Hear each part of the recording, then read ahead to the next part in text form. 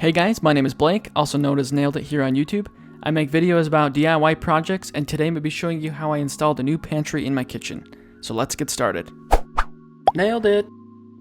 The closet that I'll be turning into the pantry is currently located in the garage, and I'm using it as a tool closet. The door for the pantry that leads into the kitchen will go about right here.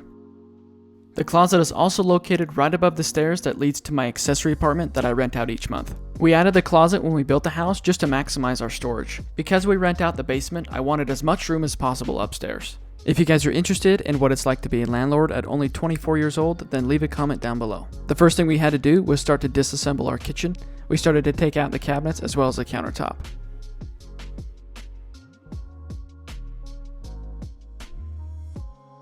Once everything was removed, I made a small hole just to make sure I knew what I was cutting into, as well as make sure where I knew the closet was on the other side.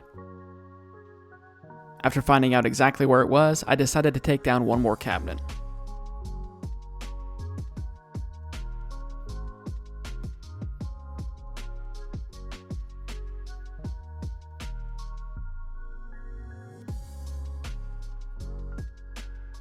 Once I knew where the door was going to go, I decided to disassemble the current door.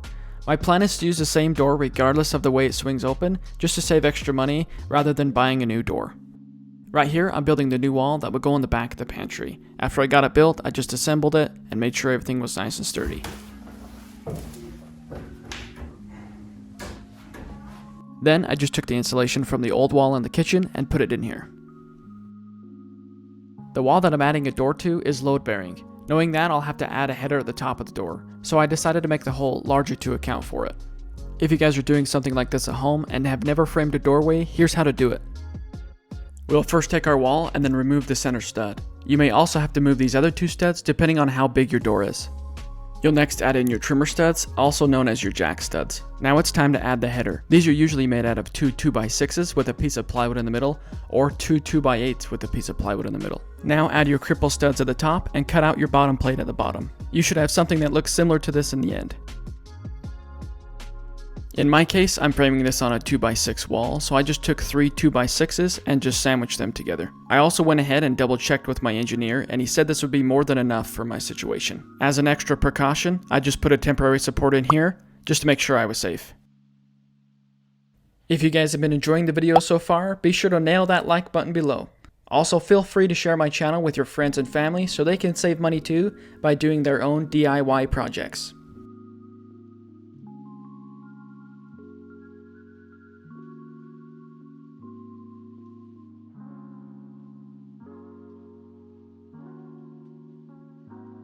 Now it's time to add the drywall, and since this section was in the garage, I will be using 5/8 inch drywall to match what was already hung. And on the inside of the house, I'll just be using regular 1/2 inch drywall. Right here, I'm just cleaning up the edge of the sheetrock so I have a nice clean edge to put the new drywall against. It's also important to remember backing. Backing is the supported stud that you can screw the drywall to. For example, let's take a wall and say half of that wall already has drywall on it. If you're wanting to add drywall to the other side, it would be best to either cut back the drywall to the stud or add a new stud, so both sides can be supported by a stud. That way, the wall doesn't fail, crack, or fall in. To recap, just make sure all corners and edges of your drywall are screwed into a stud. If you do it that way, you shouldn't have any issues.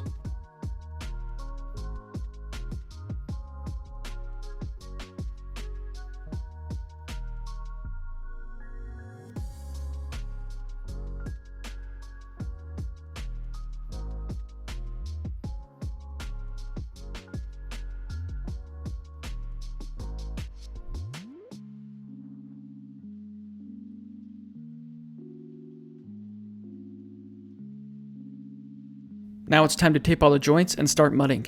I prefer to use this mesh tape just because it's what I'm most comfortable with. I'll also be using all-purpose joint compound to fill in all my joints.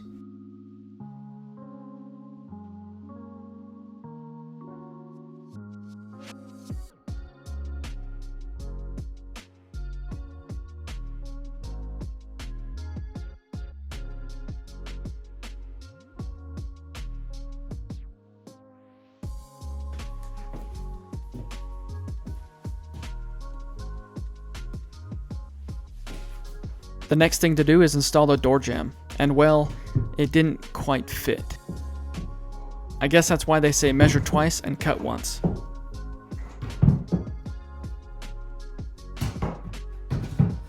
So rather than undoing all the work I just did, I just decided to cut about a ½ inch off the bottom and it fit right in. If you're doing something like this at your house, make sure you account for the flooring underneath the door so you can still open and shut it.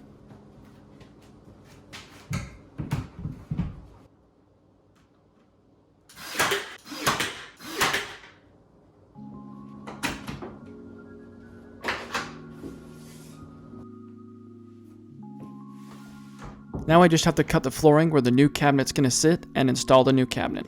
I also have an electrical outlet in the back of the cabinet. I would normally move it, but since my breaker panel is downstairs in my accessory apartment, I just decided to cut around it for now.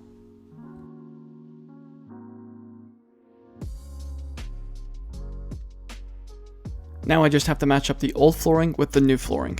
I just had to do the best I could with the flooring. This type of flooring is the snap together LVP. If I wanted to make it look like it was part of the install, I would have to take up 20 plus rows. Rather than doing that, I decided to butt the two ends together where they meet. This wasn't ideal, but it looked pretty good in the end.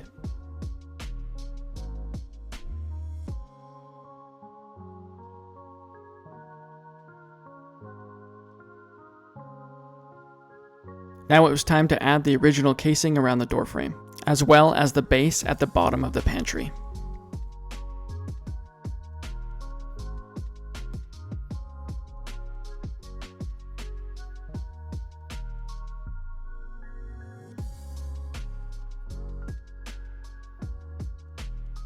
After a couple of coats of paint, it's starting to look like it was here when we built the house.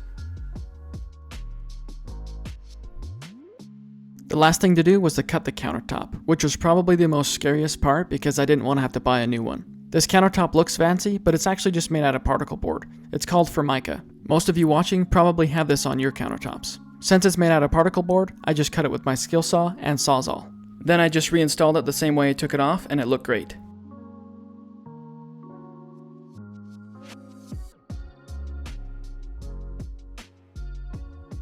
Well, I hope you guys learned something today and saved some money in the meantime. If you did, share this channel with your friends and family.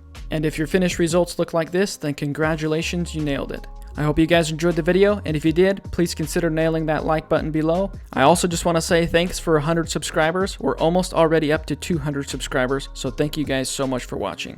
I'll talk to you guys later.